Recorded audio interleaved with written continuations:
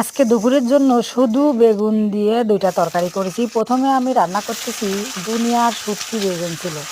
সেই বেগুন পাঁচফোড়ন গরম মশলা তেলে দিয়ে আর মুগের ডাল তেলে দিয়ে ঘন্ট করব। দিয়ে দিলাম হলুদ আর লবণ। তো অনেকগুলো বেগুন ছিল ঘরে, শুটকি হচ্ছিল। আজকে হঠাৎ মনে হলো যে এই কাজটা করি। ধনিয়া জিরিয়ার গুঁড়া দিয়ে দিলাম আর দিয়ে দিচ্ছি নামানোর আগে একটু ঘি। তো তবে এই তরকারিটা প্রথম খাইছি, ভালোই লাগছে।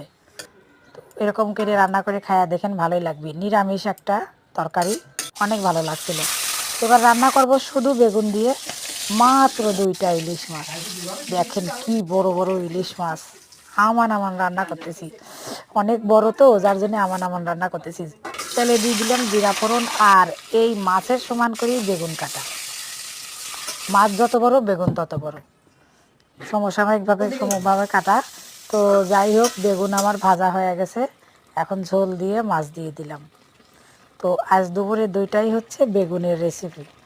নামানোর আগে জিরা গুঁড়া দিয়ে দিলাম সামান্য, বেশি না।